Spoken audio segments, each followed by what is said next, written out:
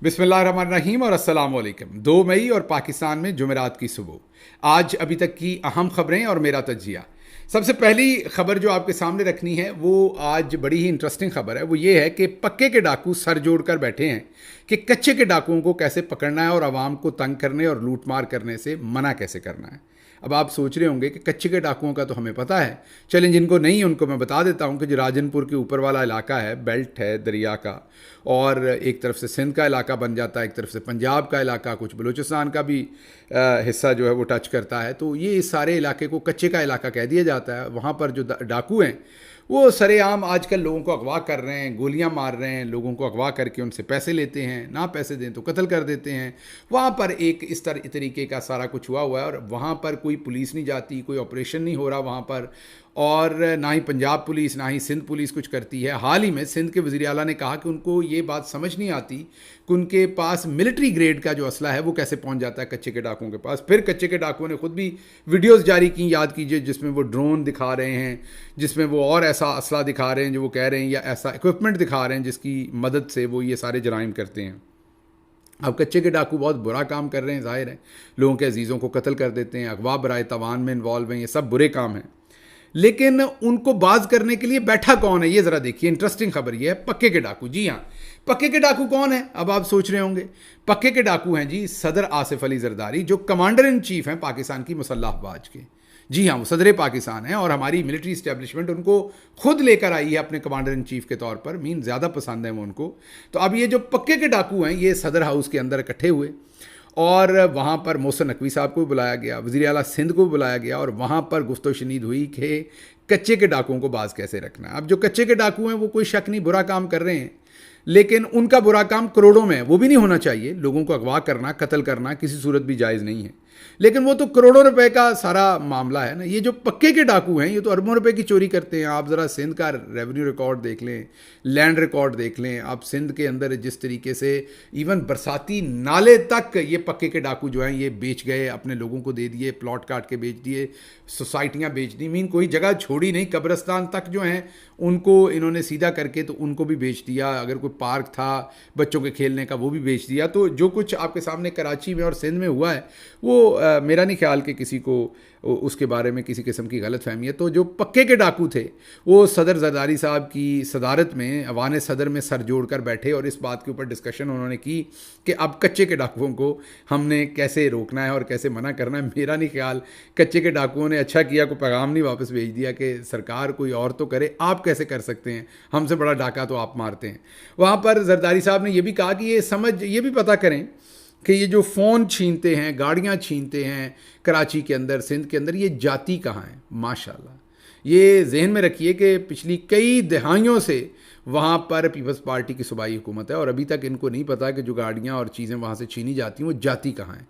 ये हम बता देते हैं जनाब आपको जाती कहाँ है, आप हमसे पूछ लेते। ये पूरे जहान को पता है कि वो वहाँ से कहाँ जाती हैं। आपकी हुकूमत है वहाँ पर कई दहाइयों से और आपको इस बात का नहीं पता। बहुत ही इंटरेस्टिंग ये बात, यही हम कह सकते हैं। बहरहाल जी, अगली खबर आपके सामने ये कि हुकूमत ने एडमिट कर लिया है कि 300 अरब, जी हाँ, ये हुकूमत का अपना एडमिशन है, इनकी अपनी रिपोर्ट है जो जमा करवाई गई है शहबाज शरीफ को, ये हम नहीं कह रहे, और ये जियो टीवी रिपोर्ट कर रहा है कि 300 अरब रुपए का, हालांकि चोरी इससे कहीं बड़ी है, 300 अरब रुपए का जो वो कह रहे हैं कि टीका लगा है, चोरी की गई है, करप्शन की गई है गंदम इंपोर्ट के अंदर, और वो भी जो निगरान हुकूमत की वजारत दाखिला थी। ये रिपोर्ट ये कहती है कि उसने ये सब कुछ किया है। हालांकि इनकी अपनी रिपोर्ट ये कहती है कि जो वजारत तजारत थी, ज़राअत थी, उन सब ने मना किया था कि इतनी गंदम ना मंगवाएं। जब 46 लाख मैट्रिक टन गंदम पाकिस्तान में पड़ी है तो 36 लाख मैट्रिक टन गंदम और मंगवाने की 34-35 लाख क्या ज़रूरत है। लेकिन मंगवाई गई, और मंगवाई भी प्राइवेट पार्टियों के ठेकेदारों के थ्रू मंगवाई गई, उनको परमिट दे के मंगवाई गई, और ये वजारत ख़जाना ने की। अब यहाँ पर इंटरेस्टिंग बात यह है कि ये खबर बनी, क्योंकि खबर क्यों बनवाई शहबाज शरीफ साहब ने, रिपोर्ट क्यों बनवाई, खबर क्यों जारी की, ताकि टेलीविज़न पर ये खबर आए और सारे लोग ये समझें कि देखें जी इसमें शहबाज शरीफ का कसूर तो नहीं, ये करप्शन तो निगरान कर गए। तो निगरान कौन थे? उस सारी कबीना के अंदर इन्हीं के लोग बैठे हुए थे। शहबाज शरीफ साहब के याद चीमा तो फलाना ये सारे के सारे बैठे हुए थे उसी कैबिनेट के अंदर। फिर ये कैबिनेट और ये शहबाज शरीफ और ये सब कुछ, ये किसने सजाया हुआ है सब कुछ? चौधरी निज़ामुद्दीन ने, पाकिस्तान की मिलिट्री इस्टेब्लिशमेंट ने। तो इसका मतलब ये जो 300 अरब रुपए का नुकसान पहुंचाया गया है ये चौधरी निज़ामुद्दीन ने पहुंचाया, क्योंकि उनके बैठाए हुए लोग थे। काकड़ साहब तो खुद बेचारे नहीं बन सकते थे ना वज़ीर आज़म, वो तो खुद नाज़म नहीं बन सकते किसी बड़े ज़िले के, तो उनको तो वज़ीर आज़म अगर बनाया गया था चौधरी निज़ामुद्दीन ने बनाया था, तो उन्हीं के अहकामात चल रहे थे, उन्हीं की हुकूमत थी, बस चेहरे आगे बदले हुए थे। यही फ़र्क है। अगर कोई सियासी जमात यहाँ बैठी होती तो इस 300 अरब के ऊपर नैब के पता नहीं क्या कुछ खुल जाना था और क्या कुछ जवाब देना पड़ना था। अब क्योंकि ये नालायकी चौधरी निज़ामुद्दीन की है और ये जो 300 अरब है, और बल्कि कई 100 अरब है, ये 300 नहीं है सिर्फ, मैं बार बार आपको बता रहा हूँ, 300 अरब तो डायरेक्ट चोरी है ना, फिर उसका जो इफेक्ट किसान पर पड़ा है और मुल्क की मजमूई जो हमारी मजमूई जीडीपी है उस पर जो असर पड़ना है वो तो कई सैकड़ों में हो जाना है वो, तो उस पर उनको कोई नहीं पूछेगा। चौधरी निज़ामुद्दीन को कोई नहीं पूछेगा कि आपने अपनी मर्ज़ी के ये सारे तोहफे बिठाए थे और आप अपनी मर्ज़ी के फैसले करते रहें। तो ये जो 300 अरब का फिर नुकसान है, ये इसका नैब का केस तो चौधरी निज़ामुद्दीन पे बनना चाहिए डायरेक्टली, क्योंकि उन्होंने ये सारे लोगों को बिठाया था, लेकिन कोई नहीं बनाएगा। वो करप्शन खुद करें या कोई उनके बिहाफ पर आगे बैठ कर करे, कोई उनसे नहीं पूछेगा, बल्कि दूसरे सियासतदानों से पूछा जाता है और बार बार पूछा जाता है और मुकदमे बनाए जाते हैं। कल ही हमने आपको बताया कि इमरान खान साहब के ऊपर एक और मुकदमा बना दिया गया है। पहले मुकदमा से दिल नहीं भरा तो अब एक और मुकदमा नया, वही मुकदमा जिसपे पहले सजा दिलवा चुके हैं, दोबारा नया मुकदमा बना रहे हैं, ताकि अगर साइफर में और इद्दत में निकाह का जो केस है उसमें अगर उनको साइफर में तो खैर इमरान खान साहब की ज़मानत हो चुकी है, इद्दत में निकाह वाले केस के अंदर अगर उनकी वो सज़ा सस्पेंड हो जाती है तो फिर इमरान खान साहब को जो है वो रिहा ना करना पड़े, बल्कि $190 मिलियन वाला जो है उसमें भी ज़ाहिर है ज़मानत रहती है, उसमें सज़ा दिलवा लेंगे। और उसके बाद अगर वो भी उड़ जाता है अदालत से तो एक नया केस जो है वो शुरू कर दिया है। तो अब ये जो 2 नंबरी की गई है गंदम के मामले में चौधरी निज़ामुद्दीन ने की है वो कोई नहीं पूछेगा। अच्छा जी, अगली खबर भी मज़े का खेज़ है। 5 लाख लोगों के सिम्स बंद कर दिए गए हैं जी हाँ, 5 लाख पाकिस्तानियों की सिम्स ब्लॉक करने का फैसला किया गया है। ये 5 लाख लोग कहते हैं जी वो हैं जो टैक्स नहीं देते, छोटे ताजर हैं या दूसरे लोग हैं, ये टैक्स नहीं देते, इनको टैक्स नेट में लाना, इसलिए एफबीआर ने ये तजवीज़ की है कि इनके नाम पर जो टेलीफोन की सिम्स हैं वो बंद कर दें। क्या अहमकाना बात है। पाकिस्तान के अंदर मेरा ख्याल एक शनाख्ती कार्ड के ऊपर 10 सिम्स जो हैं वो ली जा सकती हैं। तो ज़रूरी है कि ये लोग अपने नाम पर सिम लेंगे? मुझे बताएं। वो अपने किसी ड्राइवर के नाम पे ले लेंगे, अपने किसी मुलाजिम के नाम पे ले लेंगे, अपने घर के किसी और फर्द के नाम पर वो सिम कार्ड ले लेंगे। मेरा ख्याल अगर मैं गलत नहीं तो 10 सिमें ले लेते हैं लोग एक कार्ड के ऊपर। तो इससे उनको क्या फ़ायदा या नुकसान है? वो मोबाइल की सिम किसी को भेज के उसके नाम के ऊपर कर लेंगे, अपनी सिम उसके नाम ट्रांसफ़र करवा देंगे। तो अहमकाना हरकतें करते हैं हमारे लोग, बजाय इसके कि सीधा सीधा टैक्स नेट में लोगों को लाएं, टैक्स के सिस्टम को ईजी करें, लोगों की इन्वॉल्वमेंट में उन्हें किसी ना किसी चीज़ का बेनिफिट दें, और फिर सज़ा और जज़ा का सिस्टम हो। जब इतने बड़े बड़े चोर 1100 अरब रुपया लूट कर खा जाने वाले और पाकिस्तान को कंगाल कर देने वाले लोगों को चौधरी निज़ामुद्दीन लाकर वज़ीर आज़म बनाएगा और सदर पाकिस्तान बनाएगा, अपना कमांडर इन चीफ बनाएगा, तो आम बंदा कहता है मैं टैक्स क्यों दूँ, मैं चंद लाख की चोरी क्यों ना करूं या चंद करोड़ की चोरी क्यों ना करूं, जब यहाँ अरबों की चोरी वाले बैठे हुए हैं। तो आपको पहले अपना किबला दुरुस्त करना पड़ना है, फिर जाके ये काम होना है। ये सिम्स बंद करने से ये काम नहीं होते। ये पंजाबी में कहते हैं पाथियाँ पन्नियाँ वैर नहीं जानते। ये तो वही बात समझ आई है कि सिम ब्लॉक कर देंगे, क्या आपने सज़ा ढूंढी है जनाब लोगों को देने की। अच्छा जी, अगली खबर आपके सामने कनाडा से रखते हैं। कनाडा के अंदर खालिस्तान डे था, जिस पर कैनेडियन प्राइम मिनिस्टर जो है वो उस डे की तकरीब में चले गए।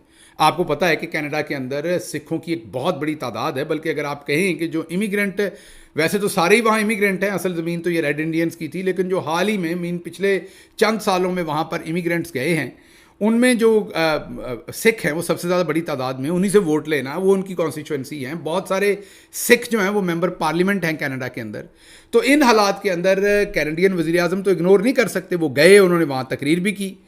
हिंदुस्तान ने कनाडा के सफारतखाने के अहलकार को बुलाकर दिल्ली में उसकी सरजनश की, उससे एहतजाज किया और कहा कि आप हमारे अंदरूनी मामलात के अंदर दखल दे रहे हैं। तो ये कनाडा और हिंदुस्तान की ये जो अनबन है ये पिछले कई महीनों से चल रही है। याद कीजिए कि अब से चंद महीने पहले खालिस्तान के एक लीडर या मूवमेंट के लीडर या एक्टिविस्ट नजर सिंह को वैंकूवर के करीब कत्ल कर दिया गया था गुरुद्वारे के अंदर, और बाद में फिर कैनेडियन गवर्नमेंट ने ऑफिशियली कहा था कि इसमें हिंदुस्तानी जो एजेंसी रॉ है वो शामिल है। तो उसके बाद फिर कैनेडियन वज़ीर आज़म जब हिंदुस्तान के दौरे पर गए थे G20 गालबन कॉन्फ्रेंस पर, तो G8 या G20 मुझे अब याद नहीं वो किस कॉन्फ्रेंस पे गए थे, लेकिन बहरहाल जब वो कैनेडियन प्राइम मिनिस्टर वहाँ गए थे दौरे पर, तो वहाँ पर मोदी ने उनके साथ बहुत बुरा सलूक किया था हिंदुस्तानी प्राइम मिनिस्टर ने, इसी वजह से कि उन्होंने हमें नॉमिनेट क्यों किया है नजर सिंह के कत्ल में, क्यों कहा है कि रॉ उसमें इन्वॉल्व है। अच्छा जी, अगली खबर जो आपके सामने रखते हैं वो एक इंटरेस्टिंग मकालमा है। आपको याद होगा कि काजी फ़ाइज़ ईसा साहब ने वो मशहूर ज़माना स्टेटमेंट दी थी कि अगर आप हीट बर्दाश्त नहीं कर सकते तो किचन में क्यों जाते हैं। वही बात हाफिज़ एहसान साहब ने की है। ये हाफिज़ साहब जो है ना, हाफिज़ साहब जो हैं वो नून लीग से इनका रिलेशनशिप है, और इन्होंने कहा कि अगर आप दबाव बर्दाश्त नहीं कर सकते तो आप जज क्यों बनते हैं। काशिफ अब्बासी साहब के शो में इन्होंने कही, माशाल्लाह। प्रेशर क्यों है? नहीं, वो अगर प्रेशर तो क्यों हो? नहीं, अगर जज आपने बनना है तो फिर आप प्रेशर को असर्ट करें। आपके पर आज प्रेशर एक हो जज ने क्यों? कहा- नहीं, सर ये क्या आर्गुमेंट है कि वो प्रेशर डालेंगे? आपने अगर जज बनना है प्रेशर ना लें। कॉन्स्टिट्यूशन से निकाल देना कि मैं बगैर किसी डर के काम करूंगा, निकाल दे उस चीज को ना, मैं बगैर किसी सर फिक्र के अतर काम मिनल्ला साहब करूंगा। ने कहा ठीक कहा कि जब रियासत खड़ी हो जाए उनके सामने कोई नहीं खड़ा हो सकता। What do you think? ये जो प्रेशर्स की बात कर रहे हैं, क्या ये जज को लेना चाहिए? प्रेशर होने नहीं चाहिए। कॉन्स्टिट्यूशन में ये क्या लिखा हुआ कि डरा के काम कराना है? ये भी तो नहीं लिखा हुआ ना। तो आप किसी से पूछे ना, आज देखें ये तो लिखा हुआ ना कि डरना नहीं है। आज सारे जो थे, आज हाफिज़ साहब आपकी एक रग जो है ना वो बकरी है। मीन हैरत है, हालांकि आपने हिफ्ज़ कुरान किया हुआ है और अल्लाह ने आपके सीने में कुरान अगर रखा है तो कुरान तो किताब ही सच की और इंसाफ की है। तो अगर एक जज को जो है वो डराया धमकाया जाए, उसके ख़ानदान के लोगों को अगवा करके उनको करंट लगाया जाए, उनकी बेगमात की वीडियोस बनाई जाए, तो आप उनको ये कहेंगे कि अगर आप प्रेशर बर्दाश्त नहीं कर सकते तो आपको जज नहीं बनना चाहिए था। ये उन्होंने काशिफ अब्बासी साहब के शो पे कहा। माशाल्लाह आप बिल्कुल वलीअहद हैं काजी फ़ाइज़ ईसा साहब के, हाफिज़ साहब आप वाकई, बल्कि आप हाफिज़ साहब हैं, बहुत आगे जाएंगे आप माशाल्लाह जो आप बातें कर रहे हैं। अच्छा जी, अगली खबर आपके सामने ये रखेंगे कि किस्मत ज़मीरी साहब की ये खबर है। अच्छी खबरें वो देते हैं। उन्होंने एक खबर ये दी है कि जो पंजाब की डिस्ट्रिक्ट जुडिशरी है ना, उन्होंने एक बड़ी ख़तरनाक, बल्कि अलमिया ही कह लें इस बात को, उन्होंने एक आप ये कह सकते हैं कि उन्होंने एक तजवीज़ भेजी है। जब सुप्रीम कोर्ट ने तमाम हाई कोर्ट से ये मांगा कि बताएं आपके ऊपर तो प्रेशर नहीं, 6 जजेस के ख़त के मामले के बाद आप पर इंटेलिजेंस एजेंसीज़ का कोई प्रेशर तो नहीं है, आपको तो कोई प्रेशर डाल के आपसे फ़ैसले तो नहीं करवाता। तो जो पंजाब की डिस्ट्रिक्ट जुडिशरी है उन्होंने एक बहुत ही अलमनाक किस्म की दास्तान लिखी और एक तजवीज़ दी। उन्होंने कहा कि लाहौर हाई कोर्ट की अपनी कमान में हमें एक फ़ोर्स खड़ी करनी चाहिए ताकि वो हमें इन एजेंसियों के शर से महफूज रख सके। जी हाँ, उन्होंने वो यहाँ तक तंग हैं डिस्ट्रिक्ट जुडिशरी सारी की सारी, सेशन जजेस और सारे, उन्होंने कहा कि इनसे तो हमें अब जो हमारी इंटेलिजेंस एजेंसीज़ हैं इनके शर से तो हम वैसे नहीं बच सकते, हमें अपनी फ़ोर्स तैयार करनी पड़नी है ताकि हम मज़ामत कर सकें और अपने आप को प्रोटेक्ट कर सकें। मामला सोचें कहाँ तक चले गए, मजबूरी सोचें कि जो जुडिशरी है, डिस्ट्रिक्ट जुडिशरी पंजाब की है, वो क्या सोच रही है और कितने दबाव में है और कितने प्रेशर में, कि उन्होंने यहाँ तक कह दिया कि हमें अपनी फ़ोर्स बनानी पड़ेगी ताकि हम इन इंटेलिजेंस एजेंसीज़ के शर से अपने आप को बचा सकें, अपने आप को महफूज कर सकें इनके प्रेशर से, और एक डिटरेंस हो सके हमारी तरफ से। बहुत ही ख़तरनाक बात है ये कि आपकी डिस्ट्रिक्ट जुडिशरी ये सोच रही है। अच्छा जी, अगली खबर आपके सामने रखेंगे कि बुज़ुर्ग वकील हैं काजी अनवर, उन्होंने एक बड़ा मानी खेज़ बयान दिया। उन्होंने कहा कि हमने अयूब खान का माशाल्लाह भी देखा, 54 साल उन्होंने 54 साल तकरीबन उन्होंने 53-54 साल उन्होंने वकालत की है। उन्होंने ये कहा है कि अपनी पूरी ज़िंदगी में हमने अयूब खान का माशाल्लाह भी देखा, हमने भुट्टो का ज़माना भी देखा, हमने ज़ियाउल हक का माशाल्लाह भी देखा, हमने परवेज़ मुशर्रफ का भी देखा, लेकिन हमने इतनी मुदाखलत, इतना जुल्म, इतनी इन्वॉल्वमेंट मिलिट्री इस्टेब्लिशमेंट की पहले हर चीज़ में नहीं देखी, स्पेशली अदालतों में, रियासत के सारे मामलात में। तो ये पाकिस्तान का बदतरीन वक्त है जो चल रहा है, इसमें कोई शक की बात नहीं। जो कह रहे हैं काजी अनवर साहब बिल्कुल दुरुस्त कह रहे हैं कि इससे ज़्यादा पाकिस्तान में बुरे हालात पहले हमने नहीं देखे। राणा सनाउल्लाह साहब ने फरमाया है जी कि जो जनरल बाजवा की एक्सटेंशन के बाद हमें इमरान खान को फेस करने की हिम्मत मिली। हमें ज़ाहिर है वो ये कहना चाह रहे थे कि इमरान खान को हम फेस नहीं कर पाते, जनरल बाजवा ने की एक्सटेंशन के बाद हमें हिम्मत मिली। दूसरे लफ्ज़ों में जनरल बाजवा ने जो डील की इनके साथ कि मुझे एक्सटेंशन दे और फिर मैं आपको स्पेस दूंगा, उस एक्सटेंशन के बाद हमने अपनी स्पेस ली या हमने इस्टेब्लिशमेंट के साथ मिलकर इमरान खान को गिराया। जी हाँ, ये अब एक और गवाही आ रही है उसी जनरल बाजवा के बारे में जो झूठी कस्में खाते फिरते हैं जेब में कुरान रख के। मतलब अब आप समझ लीजिए कि पहले तो जो उन्होंने किया था गिरा हुआ काम किया था, जो जिस तरीके से उन्होंने आइन तोड़ा और गंद मारा, पाकिस्तान की तबाही करके रख दी उस एक शख्स ने इंडिविजुअली। लेकिन अब सोचिए कि उस शख्स ने कुरान पर हाथ रख कर कसम दी, तो हर दूसरे दिन उनके बारे में एक स्टेटमेंट जो है वो सामने आ जाती है, हर दूसरे दिन एक स्टेटमेंट उनके बारे में सामने आ जाती है। मीन कोई ना कोई गवाही दे देता है कि जनरल बाजवा झूठ बोल रहे थे। अब सोचिए कि इनकी क्या स्टैंडिंग रह गई इस सब के बाद जनरल बाजवा की, कि हर दूसरे दिन कोई ना कोई गवाही देता है कि जनरल बाजवा ने झूठी कसम खाई, कुरान के ऊपर हाथ रख के अपनी वालदा की कब्र की झूठी कसम खाई, मोहम्मद मुस्तफ़ा सल्लल्लाहु अलैहि वसल्लम की शफात की झूठी कसम खाई। आप सोच सकते हैं कि इससे बदतरीन शख्स कोई हो सकता है कि जो इतनी बड़ी कस्में खाए और उसके बाद एक हफ्ते के अंदर इतनी गवाहियाँ आ जाएँ कि ये सब कुछ हुआ। लेकिन राणा साहब की ये जो स्टेटमेंट है कि बाजवा साहब की एक्सटेंशन के बाद ये हमें मौका मिला, मैं तो ये कहूँगा कि ये मौका तो आप और बाजवा साहब पहले ही क्रिएट कर चुके थे। एक्सटेंशन तो बहुत बाद में हुई। आप ख़ुद बताते हैं कि ये काम तो आपका पहले से ही, ख्वाजा आसिफ के साथ तो ख्वाजा अपना जनरल बाजवा जो है वो पहले ही उनको कह रहे थे कि हुकूमत ले लें, पहले पंजाब की ले लें, बाद में ऊपर वाली आपको दिलवा देंगे। तो ये मामला तो आपके पहले ही तय थे, आप पहले ही बाजवा के साथ ये सारी डील कर चुके थे। ये कोई नई बात नहीं है जो आप कर रहे हैं।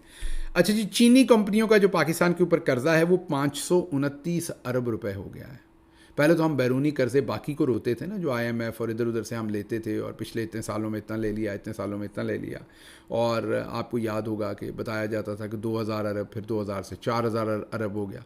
अब जी ये 529 अरब सिर्फ चाइनीज़ जो कंपनीज़ हैं, जिन्होंने पावर से रिलेटेड कंपनीज़ हैं, बिजली घर लगाए हुए हैं, उनका ये कर्जा पाकिस्तान के ऊपर चढ़ गया है। तो अब पाकिस्तान एक और डेट ट्रैप में आ गया है, जो चाइना का डेट ट्रैप है। वो समझ से बाहर है पाकिस्तान की कि वो कैसे उतारेगा और किस तरीके से पाकिस्तान जो है वो आगे मूव करेगा इसमें। अच्छा जी, एक और वीडियो सामने आई है, मोटरवे के ऊपर पुलिस और ख़वातीन की मुठभेड़ हुई है। उसके अंदर ख़वातीन जो हैं वो भी वीडियो बना रही हैं, पुलिस वाले भी वीडियो बना रहे हैं। जो हमारी बहनें हैं ख़वातीन, वो गालियाँ भी दे रही हैं पुलिस वालों को गंदी, और इल्ज़ाम भी लगा रही हैं मुबैना तौर पर कि पुलिस वाले ने उनसे दस्तराजी की है। अब हमें तो इस सारे मामले का नहीं पता कि क्या है, और हम सिर्फ यही रिक्वेस्ट करेंगे तमाम पार्टी से, एक तो इसकी इन्वेस्टिगेशन होनी चाहिए बिल्कुल, और दूसरा हम ये जो हमारी एलीट है, एलीट की हमारी जो ख़वातीन बहनें हैं, उनसे मेरी रिक्वेस्ट है कि जब आप इंटरेक्ट करें, ज़ाहिर है पाकिस्तान के अंदर ये सारे काम होते हैं, हम तो देख चुके हैं कि पुलिस जो है वो अपने इख्तियारात से तजावज़ करती है। FIA की हमने पिछले दिनों आपको स्टोरी दिखाई, एक बच्ची को बालों से पकड़ के फेंका, फिर एक पाकिस्तानी निजाद बरतानवी शहरी पाकिस्तान आया था, उसको FIA ने मारा, उसके कान से खून निकाल दिया। आए दिन हम पुलिस लॉ इन्फोर्समेंट की ऐसी हरकतें आपको बताते हैं, यहाँ भी ज़रूर उनकी गलती होगी, लेकिन अगर आप मेरी बहन गाली गलोच ना दें, और जितनी गलीज़ गालियाँ आप दे रही थी, अगर आप ज़ुबान साफ़ रखें और उस साफ़ ज़बान से बात करें तो आपकी बात का इम्पैक्ट ज़्यादा होता, आपकी इस वीडियो के ऊपर ज़्यादा लोग आपको सपोर्ट करते। लेकिन जिस तरह की गलीज़ और गंदी गालियाँ आप फरमा रही थी, मैं बकरे चले नहीं कहता, वो भी मुनासिब नहीं है। और अब आपकी वीडियो, हो सकता है आप मजलूम हो, लेकिन उस वीडियो के अंदर से जो डिपिक्शन आपकी ज़ुबान की वजह से आ रही है, उससे फिर मसला बनता है। तो मेरी सबसे रिक्वेस्ट है कि जब ऐसा अगर कोई मौका हो तो प्लीज़ पेशेंस रखिए, और ज़रूर अपना जो तर्ज़ तकल्लम है वो बिल्कुल, अगर अगला बंदा गिर रहा है अपनी जगह से तो आप मत गिरिए, कोशिश कीजिए कि आप बिल्कुल थोड़ा सा रखें, थोड़ा सा हौसला रखें। मैं कोई ये नहीं कह रहा कि मैं बहुत रखता हूँ, मेरे से भी गलती होती होगी, मैं भी ऐसी कर जाता हूँगा गुस्से में आके बात। उसके लिए अगर मैंने की है तो कभी तो ज़िंदगी में मुझे भी उसको बेहतर करने की ज़रूरत है। ये नहीं कि मैं दूसरों को लेसन दे रहा हूँ सिर्फ, लेकिन मैं सिर्फ जो मैंने वीडियो देखी उसके ऊपर बात कर रहा हूँ कि अगर उस वीडियो में आपका तर्ज़ मुखातब बेहतर होता, हम यहाँ दिखा भी नहीं सकते, वो जो अब सुनवा नहीं सकते, दिखा तो रहे हैं आपको लेकिन सुनवा नहीं सकते उसकी ज़ुबान आवाज़, क्योंकि उसमें जितनी गंदी गालियाँ आपने दी हैं मेरी बहन, वो बेहतर नहीं हैं। उसके बाद फिर पुलिस वाले ने अगर गलत भी किया था तो उसको मौका मिल जाएगा ये कहने का कि आप उसको गालियाँ दे रही हैं। अच्छा जी, इसके साथ ही मुझे आज के वीलॉग में इजाज़त दीजिए। अल्लाह आपका हामी और नासिर हो। पाकिस्तान जिंदाबाद।